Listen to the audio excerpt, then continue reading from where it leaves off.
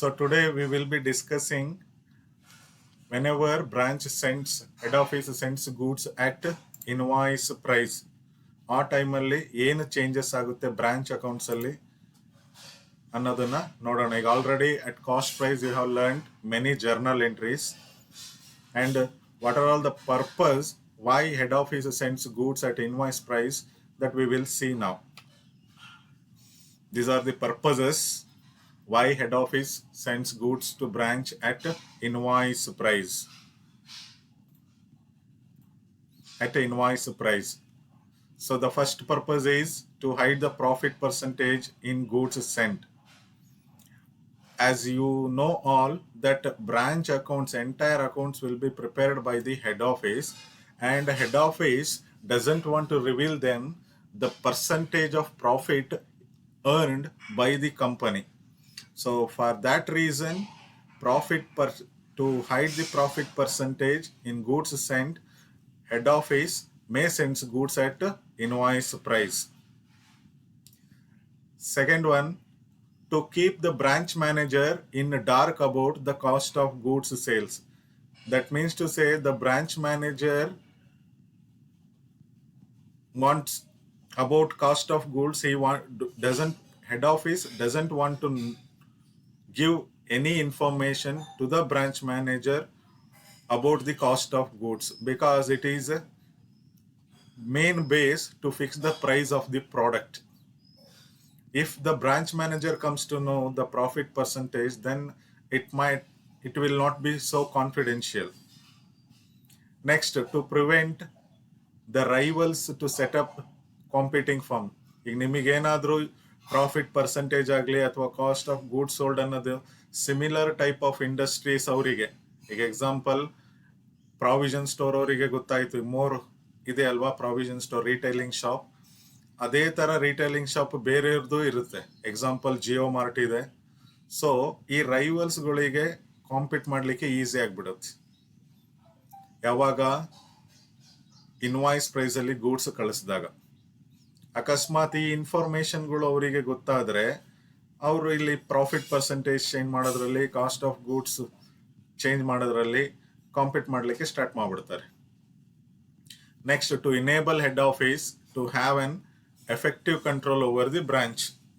So ಯಾವಾಗ head office branch accounts ಎಲ್ಲ prepare ಮಾಡುತ್ತೆ, ಕಾನ್ಫಿಡೆನ್ಷಿಯಲ್ ಇನ್ಫಾರ್ಮೇಷನ್ನ ಹೈಡ್ ಮಾಡುತ್ತೆ, ಅವಾಗ ಎಫೆಕ್ಟಿವ್ ಕಂಟ್ರೋಲ್ ಬ್ರಾಂಚ್ ಮೇಲೆ ತರಬಹುದು. ಯಾವುದು? Branch stock. ಬಿಕಾಸ್ ಇವಾಗ ನಾವು ಡಿಸ್ಕಸ್ ಮಾಡ್ತಾ ಇರೋದೇ ಇಲ್ಲಿ ಇನ್ವಾಯ್ಸ್ ಪ್ರೈಸ್. ಯಾವಾಗ ಇನ್ವಾಯ್ಸ್ ಪ್ರೈಸ್ ಬರುತ್ತೆ, the cost plus profit include ಆಗಿರುತ್ತೆ. ನಾನು ನಿಮಗೆ ಲಾಸ್ಟ್ ಕ್ಲಾಸಲ್ಲಿ ಹೇಳಿದ್ದೇನೆ ಕಾಸ್ಟ್ ಮತ್ತು ಪ್ರಾಫಿಟ್ ಮೇಲೆ ಯಾವ ಥರ ಪರ್ಸೆಂಟೇಜ್ ಕಂಡು ಹಿಡಿಯೋದು ಅಂತ ಹೇಳಿ. And lastly, to prevent carelessness and fraud in handling stock. ನಿಮಗೆ ಗೊತ್ತಿರಬೇಕು ಮೋಸ್ಟ್ ಡೇಂಜರಸ್ ವರ್ಕ್ ಇದು.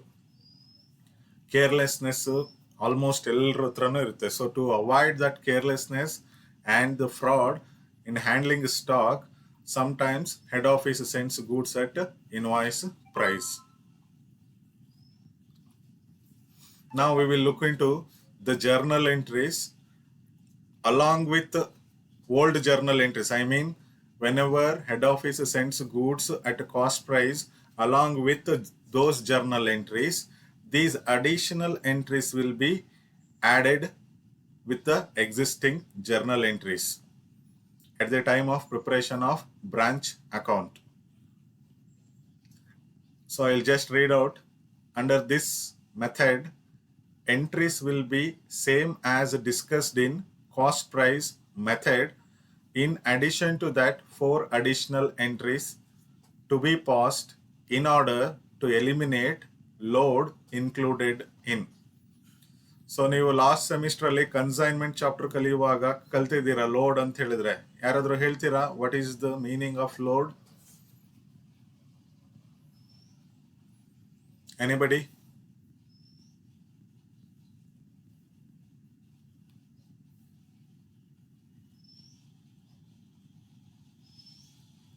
ಸೇಮ್ ಅಲ್ಲೂ ಸಹಿತ ಕಾಸ್ಟ್ ಪ್ರೈಸ್ ಇನ್ವಾಯ್ಸ್ ಪ್ರೈಸ್ ಇತ್ತು ಅಲ್ಲಿ. ಇಲ್ಲೂ ಸಹಿತ ಇವಾಗ ಕಾಸ್ಟ್ ಮತ್ತೆ ಇನ್ವಾಯ್ಸ್ ಪ್ರೈಸ್ ಮೇಲೆ ನಾವು ಡಿಸ್ಕಸ್ ಮಾಡ್ತಾ ಇದ್ದೇವೆ. I am just asking now what is load. You learned about this. ಕೇಳಿಸ್ತಿದ್ಯಾ?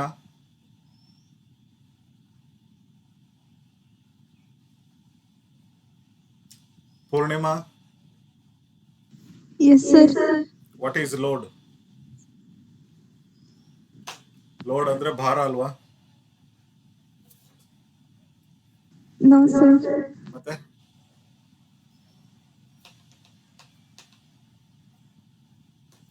ಆಲ್ರೆಡಿ ಮರ್ತೋಯ್ತಾ ಕನ್ಸೈನ್ಮೆಂಟ್ ಅಲ್ಲಿ ಕಲ್ತಿರೋದು?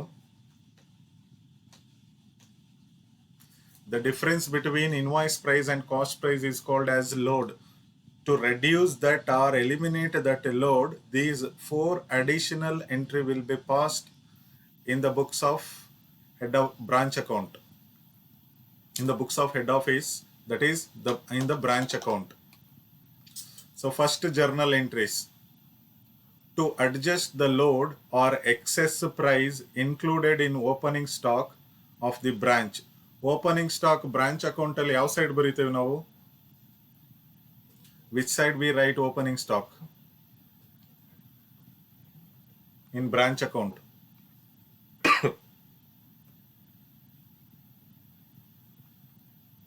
Debit side. So debit side ನಾವು ಇನ್ವಾಯ್ಸ್ ಪ್ರೈಸ್ ಅಲ್ಲಿ ಓಪನಿಂಗ್ ಸ್ಟಾಕ್ ವ್ಯಾಲ್ಯೂ ಮಾಡಿದ್ರೆ ಅದರಲ್ಲಿ ಇರ್ತಕ್ಕಂಥ ಲೋಡನ್ನ ರೆಡ್ಯೂಸ್ ಮಾಡಬೇಕು ಅಂತೇಳಿ ಹೇಳಿದ್ರೆ ಅದಕ್ಕೆ ಕ್ರೆಡಿಟ್ ಸೈಡ್ ಬರಿಬೇಕು. ಸೊ ಆ ಕ್ರೆಡಿಟ್ ಸೈಡ್ ಓಪನಿಂಗ್ ಸ್ಟಾಕ್ ಆಗಲಿ ಕ್ಲೋಸಿಂಗ್ ಸ್ಟಾಕ್ ಆಗಲಿ ಅದರಲ್ಲಿ ಇರ್ತಕ್ಕಂಥ ಎಕ್ಸೆಸ್ ಪ್ರೈಸ್ ಇನ್ಕ್ಲೂಡ್ ಆಗಿರೋದನ್ನ ರೆಡ್ಯೂಸ್ ಮಾಡ್ಬೇಕಂತ ಹೇಳಿದ್ರೆ we create an account called stock reserve account. So opening stock ಇತ್ತು ಅಂತೇಳಿ ಹೇಳಿದ್ರೆ ಇದನ್ನ ಕ್ರೆಡಿಟ್ ಸೈಡ್ ಬರ್ಬೇಕಂದ್ರೆ ಈ ಎಂಟ್ರಿನ ನಾವು ಪಾಸ್ ಮಾಡ್ತೇವೆ. Stock reserve account debited to branch account. Narration ಅದೇ with the amount of excess price in opening stock. Now to adjust the load or excess price included in goods sent to branch by head office. Goods sent to branch ಯಾವ side ಬರೀತೇವೆ branch account ಅಲ್ಲಿ?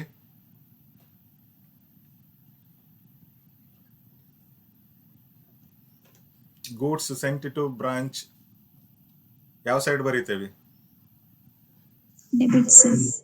Again debit side. So debit side ಬರೆಯುವಾಗ ಇದರಲ್ಲಿ invoice price ಅಲ್ಲಿ goods ಕಳಿಸಿದ್ರೆ ಇದರಲ್ಲಿ ಇರ್ತಕ್ಕಂಥ load ಅನ್ನ ರೆಡ್ಯೂಸ್ ಮಾಡ್ಲಿಕ್ಕೆ ಈ ಎಂಟ್ರಿನ ಪಾಸ್ ಮಾಡ್ತೇವೆ.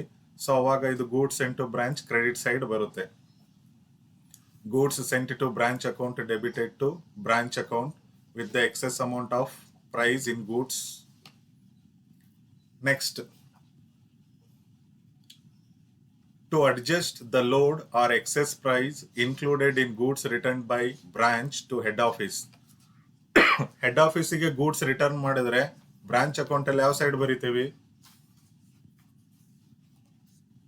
Debit side.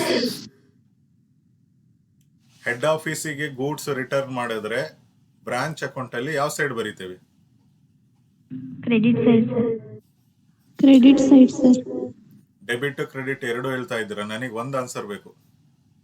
Credit side, sir. So Credit side, sir. Goods ಬಂದಾಗ ಡೆಬಿಟ್ ಸೈಡ್ ಬರ್ಕೊಳ್ತೇವೆ. ರಿಮೆಂಬರ್ ಓಪನಿಂಗ್ ಸ್ಟಾಕ್ ಅಲ್ಲಿ ಏನೇನ್ ಬರ್ಕೊಳ್ತೇವೆ ಅಂತ ಹೇಳಿ.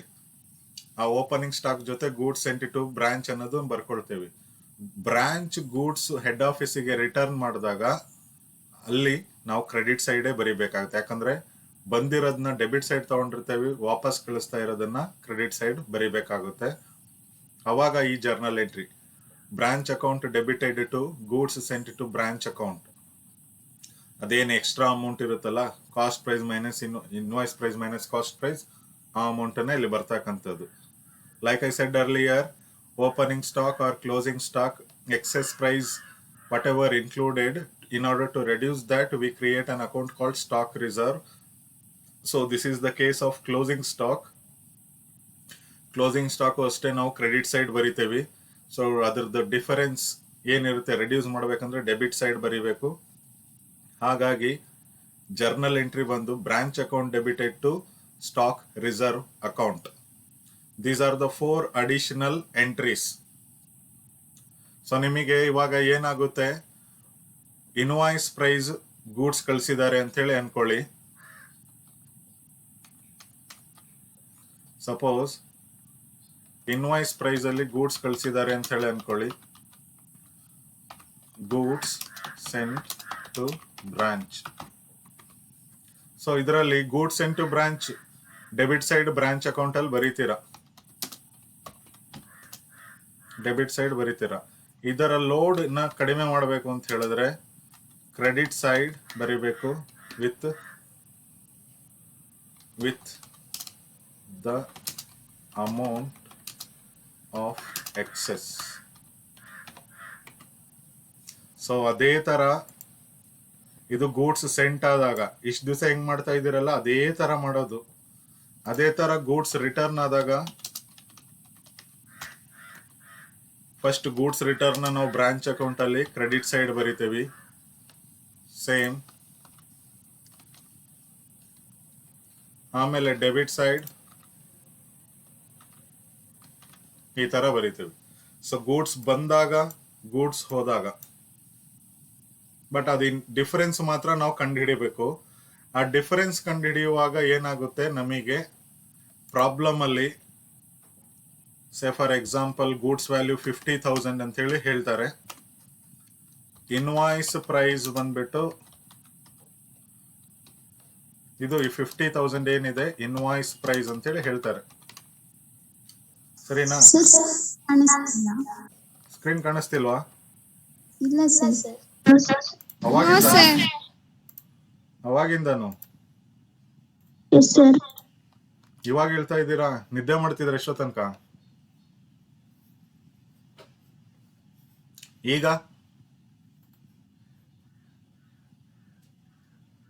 ಈಗ ಕಾಣಿಸ್ತಿದ್ಯಾ?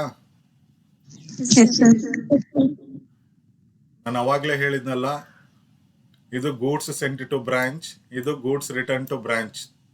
Debit side goods sent to branch head office ಇಂದ ಬಂದಾಗ ಈ ಎಂಟ್ರಿನ ಬರೀತೇವೆ. ಕ್ರೆಡಿಟ್ ಸೈಡ್ ಇದರ ಡಿಫರೆನ್ಸ್ ಅಮೌಂಟ್ ಏನಿರುತ್ತೆ cost price minus invoice price, ಆ ಡಿಫರೆನ್ಸ್ ಅಮೌಂಟ್ ಅನ್ನ ನಾವು ಇಲ್ಲಿ ಕ್ರೆಡಿಟ್ ಸೈಡ್ ಬರೀತೀವಿ. So goods sent to branch debit side ಬರುತ್ತೆ, ಕ್ರೆಡಿಟ್ ಸೈಡ್ ಬರುತ್ತೆ. ಅದೇ ತರ ಗೂಡ್ಸ್ ರಿಟರ್ನ್ ಇದ್ದಾಗ ಕ್ರೆಡಿಟ್ ಸೈಡ್ ಬರೀತೀವಿ ಫಸ್ಟ್, ಆಮೇಲೆ ಡೆಬಿಟ್ ಸೈಡ್ ಇದರ difference amount invoice price minus cost price ಅದನ್ನ ಡೆಬಿಟ್ ಸೈಡ್ ಬರೀತೇವೆ. ಸೊ ಸಪೋಸ್ ಈಗ for example invoice price of the goods 50,000 ಇದೆ ಅಂತ ಹೇಳಿ ಅನ್ಕೊಳ್ಳಿ. ಸೊ ನಮಗಿಲ್ಲಿ profit percentage on cost at 25% ಅಂತ ಹೇಳಿ ಹೇಳ್ತಾರೆ. ಸೊ ಈ ತರದ ಪ್ರಾಫಿಟ್ ಅನ್ನ ನೀವು ಕಂಡುಹಿಡಿಬೇಕಂದ್ರೆ ಇಲ್ಲಿ ಇನ್ವಾಯ್ಸ್ ಪ್ರೈಸ್ ಕೊಟ್ಟಿರ್ತಾರೆ, ಇಲ್ಲಿ ಕಾಸ್ಟ್ ಪ್ರೈಸ್ ಕೊಟ್ಟಿರ್ತಾರೆ. ಈ ತರದ ನೀವು ಪ್ರಾಫಿಟ್ ಪರ್ಸೆಂಟೇಜ್ ಅನ್ನ ಕಂಡುಹಿಡಿಬೇಕು ಅಂತ ಹೇಳಿದ್ರೆ, ಈಗ ಒಂದು ನಿಮಗೆ ಇಲ್ಲಿ ಪ್ರಾಫಿಟ್ ಪರ್ಸೆಂಟೇಜ್ ಸೇಲ್ಸ್ ಕೊಡಬೇಕಿತ್ತು, ಸೇಲ್ಸ್ ಕೊಟ್ಟಿಲ್ಲ, ಇಲ್ಲಿ ಕಾಸ್ಟ್ ಪ್ರೈಸ್ ಅಂತ ಹೇಳಿ ಹೇಳಿದ್ದಾರೆ, ಈಗ ಇಲ್ಲಿ ಇನ್ವಾಯ್ಸ್ ಪ್ರೈಸ್ ಅಂತ ಇದೆ. ಹೀಗಿದ್ದಾಗ ನಾವು ಒಂದು ಮೆಥಡ್ ಅನ್ನ ಅಡಾಪ್ಟ್ ಮಾಡಿಕೊಂಡು ಕಾಸ್ಟ್ ಮೇಲೆ ಎಷ್ಟು ಪ್ರಾಫಿಟ್ ಪರ್ಸೆಂಟೇಜ್ ಇತ್ತು ಅಂತ ಹೇಳಿದ್ರೆ ಇನ್ವಾಯ್ಸ್ ಮೇಲೆ ಎಷ್ಟಾಗುತ್ತೆ ಅನ್ನೋದನ್ನ ಕಂಡು ಹಿಡಿಬೇಕು. ಅದನ್ನ ನಾವು ಈ ತರ ಕ್ಯಾಲ್ಕುಲೇಟ್ ಮಾಡಬಹುದು. ಸೊ ಪ್ರಾಫಿಟ್ ಪರ್ಸೆಂಟೇಜ್ ನಾವು ಕಾಸ್ಟ್ ಮೇಲೂ ಕಂಡು ಹಿಡಿಬಹುದು, ಸೆಲ್ಲಿಂಗ್ ಪ್ರೈಸ್ ಮೇಲೂ ಕಂಡು ಹಿಡಿಬಹುದು. ಕಾಸ್ಟ್ ಮತ್ತೆ ಪ್ರಾಫಿಟ್ ಸೇರಿದ್ರೆ ಸೇಲ್ಸ್ ಪ್ರೈಸ್ ಅಥವಾ ಇನ್ವಾಯ್ಸ್ ಪ್ರೈಸ್ ಅಂತ ಏನ್ ಹೇಳ್ತೀವಿ ಅದು. So suppose cost value just think that it is 100 rupees, profit percentage 25, sale price 125 ಆಗಿದೆ. So profit percentage on cost, so profit ನೋಡಿ ಇಲ್ಲಿ 25 rupees ಇದೆ. So 25 divided by 100 multiplied by 100. So ನಮಗೆ ಪ್ರಾಫಿಟ್ ಪರ್ಸೆಂಟೇಜ್ ಆನ್ ಕಾಸ್ಟ್ 25% ಆಗುತ್ತೆ. Clear? ಈಗ ಅದೇ profit, ಇದೇ same 25 rupees profit on sale price ನೋಡಿ, profit percentage on sale price 25 divided by 125 into 100, 20%. ಇದನ್ನ ಕ್ಯಾಲ್ಕುಲೇಷನ್ ನೀವು ಕರೆಕ್ಟ್ ಆಗಿ ಅರ್ಥ ಮಾಡ್ಕೊಂಡ್ರೆ ನಿಮಗೆ ಯಾವುದೇ ತರದ ಕನ್ಫ್ಯೂಷನ್ ಇರಲ್ಲ. ಒಂದೇ ಪ್ರಾಡಕ್ಟಿಗೆ ಕಾಸ್ಟ್ ಪ್ರೈಸ್ ಇತ್ತು ಅಂತ ಹೇಳಿದ್ರೆ profit same rate profit earn ಮಾಡಲಿಕ್ಕೆ ಕಾಸ್ಟ್ ಪ್ರೈಸಿಗೆ ಬಂದ್ರೆ ಒಂದು ರೇಟ್ ಆಗುತ್ತೆ ಪ್ರಾಫಿಟ್ ಪರ್ಸೆಂಟೇಜ್, ಸೇಲ್ ಪ್ರೈಸ್ ಬಂದ್ರೆ ಮತ್ತೆ ಪ್ರಾಫಿಟ್ ಚೇಂಜ್ ಆಗುತ್ತೆ. ಸೊ ಇದ್ರ ಬಗ್ಗೆ ಯಾರಿಗೆ ಏನಾದರೂ ಡೌಟ್ಸ್ ಇದ್ರೆ ಕೇಳ್ಬೋದು.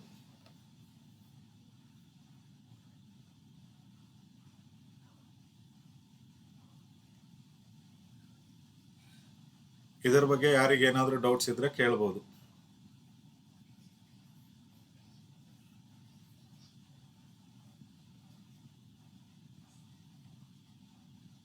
ಯಾರಿಗೂ ಡೌಟ್ಸ್ ಇಲ್ವಾ? No, sir. ಸೊ ಈ ಕ್ಯಾಲ್ಕುಲೇಷನ್ ನೀವು ಇದನ್ನ ನೋಟ್ ಮಾಡ್ಕೊಳ್ಳಿ.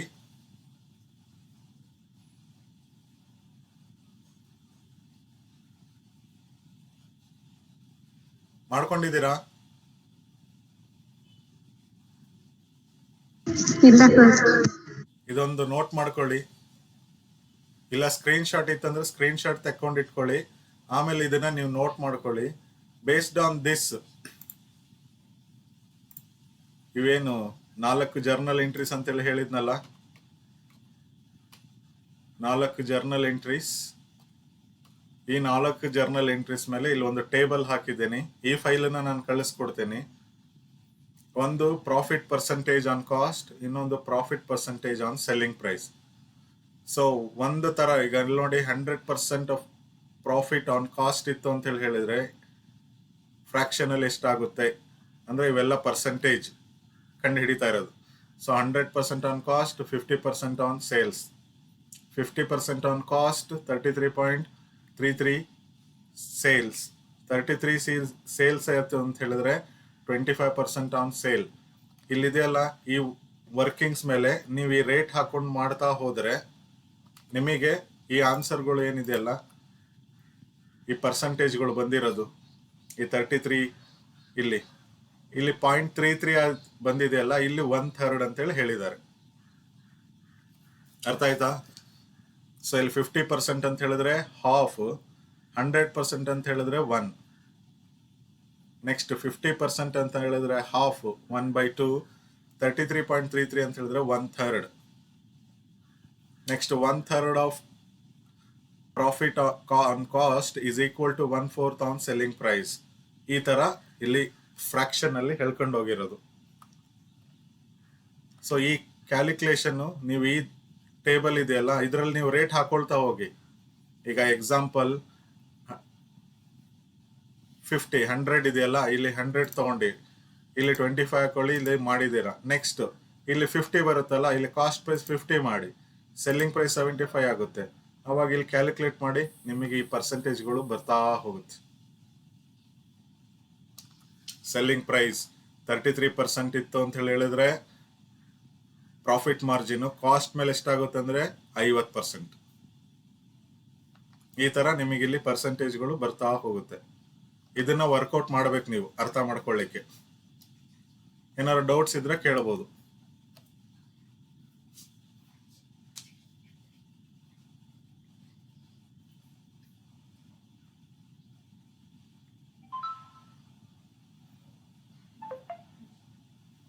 ಏನಾದ್ರು ಡೌಟ್ಸ್ ಇದ್ರೆ ಕೇಳಬಹುದು.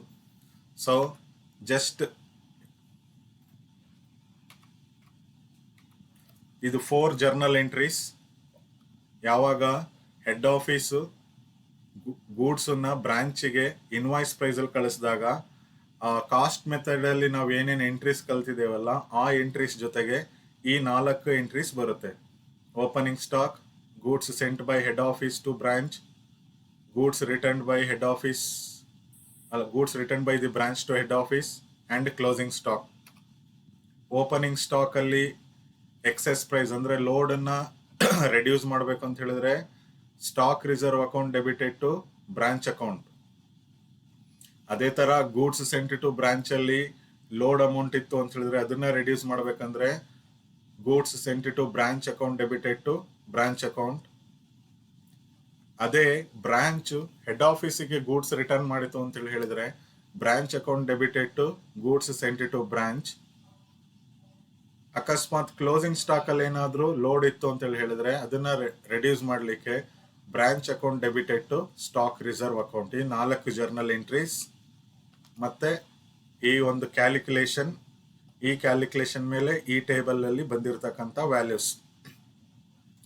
ಸೊ ಈ ವ್ಯಾಲ್ಯೂಸ್ ಹೇಗೆ ಬರ್ತಾ ಇದೆ ಅಂತೇಳಿ ಹೇಳಿದ್ರೆ, ಇದನ್ನ ನೀವು ಇಲ್ಲಿ ಏನು ಪರ್ಸೆಂಟೇಜ್ ಇದೆಯಲ್ಲ, ಇಲ್ಲಿ ಕಾಲಮ್ ನೋಡಿ, ಇದು ಕಾಸ್ಟ್, ಇದು ಸೆಲ್ಲಿಂಗ್ ಪ್ರೈಸ್, ಇದು ಕಾಸ್ಟ್, ಇದು ಸೆಲ್ಲಿಂಗ್ ಪ್ರೈಸ್, ಇದು ಪ್ರಾಫಿಟ್, ಇದು ಸೆಲ್ಲಿಂಗ್ ಪ್ರೈಸ್.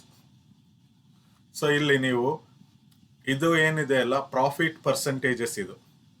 ಸೊ ಇಲ್ಲಿ ಕಾಸ್ಟ್ ಹಾಗೆ ಇರಲಿ, ಈ ಪ್ರಾಫಿಟ್ ಪರ್ಸೆಂಟೇಜ್ ಇದೆಯಲ್ಲ, ಈಗ ಎಕ್ಸಾಂಪಲ್ 100ಗೆ 100 ಬೇಡ, ಇಲ್ಲಿ 50% ಅಂತ ಇದೆಯಲ್ಲ, ನೀವು ಇಲ್ಲಿ 50 ರೂಪಾಯಿ ಅಂತೇಳಿ ಹಾಕೊಳ್ಳಿ. So 50% of cost, profit percentage will be 50% of cost ಅಂತ ಹೇಳಿದ್ರೆ, ಇಲ್ಲಿ ನೀವು 50 ರೂಪಾಯಿ ಹಾಕೊಂಡ್ರೆ ಇಲ್ಲಿ 150 ರೂಪಾಯಿ ಆಗುತ್ತೆ.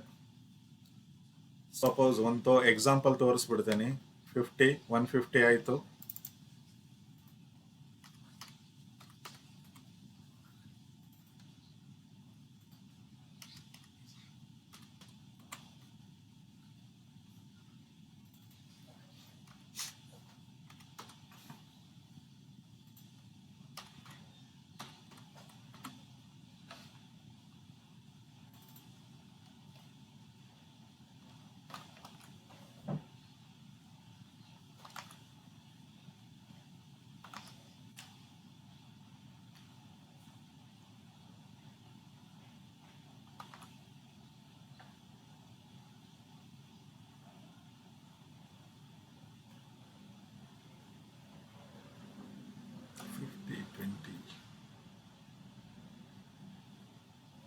ಫಿಫ್ಟಿ ಬಂತು, ಇಲ್ಲಿ 33 ಬರಬೇಕು. ಯಾಕೆ, ಏನಾಯ್ತು ಅಂತ ಗೊತ್ತಾಗ್ತಿಲ್ಲ.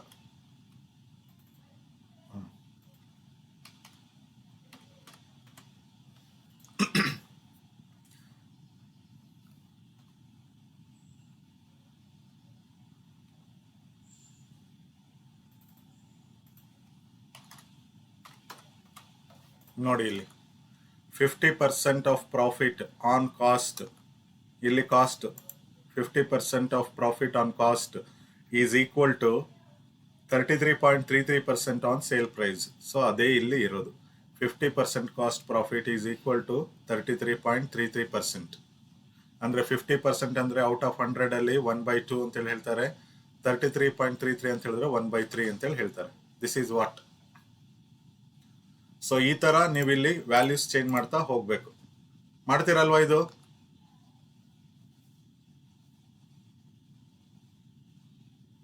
ಮಾಡ್ತೀರಲ್ವಾ? ಇಲ್ಲಿ ಕರೆಕ್ಟ್ ಆಗಿ ನೋಡಿ, ನಾನು ಇಲ್ಲಿ ಫಾರ್ಮುಲಾನು ಸಹಿತ ನಿಮಗೆ ಇಲ್ಲಿ ಹಾಕಿದ್ದೀನಿ, ಎಲ್ಲಿ ವ್ಯಾಲ್ಯೂಸ್ ಚೇಂಜ್ ಆಗಬೇಕು ಅಂತ ಹೇಳಿ. ಬಟ್ ಸೇಲ್ ಪ್ರೈಸಿಗೆ ಬಂದಾಗ ಇಲ್ಲಿ ಕೆಳಗಡೆ ಸೇಲ್ ಪ್ರೈಸು ಚೇಂಜ್ ಆಗುತ್ತೆ. ಇಲ್ಲಿ ಕಾಸ್ಟ್ 100 ಇದ್ದಿದ್ದು ಹಾಗೆ ಇರುತ್ತೆ. ನಿಮಗಿಲ್ಲಿ ಪ್ರಾಫಿಟ್ ಪರ್ಸೆಂಟೇಜ್ ಚೇಂಜ್ ಆಗ್ತಾ ಹೋಗುತ್ತೆ. ನಿಮಗಿಲ್ಲಿ 25% ತೊಗೊಂಡ್ರೆ ಇಲ್ಲಿ 25 ಹಾಕೊಂಡ್ರೆ ಇಲ್ಲಿ ಮೇಲ್ಗಡೆ 25 ಸೇಮ್ ಇರುತ್ತೆ, ಇಲ್ಲಿ 25, ಇಲ್ಲಿ ಕೆಳಗಡೆ 125. ಈ ತರ ಚೇಂಜಸ್ ಆಗ್ತಾ ಹೋಗುತ್ತೆ. ಸೊ ಇದನ್ನ ವರ್ಕೌಟ್ ಮಾಡಿಬಿಟ್ಟು ನನಗೆ ಇಂಡಿವಿಜುವಲಿ ನೀವು ಕಳಿಸ್ಬೇಕು. ಸರಿನಾ? Okay, sir. ಓಕೆ, ಏನಾದ್ರು ಡೌಟ್ಸ್ ಇದ್ರೆ ಕೇಳಿ, otherwise we will finish the class.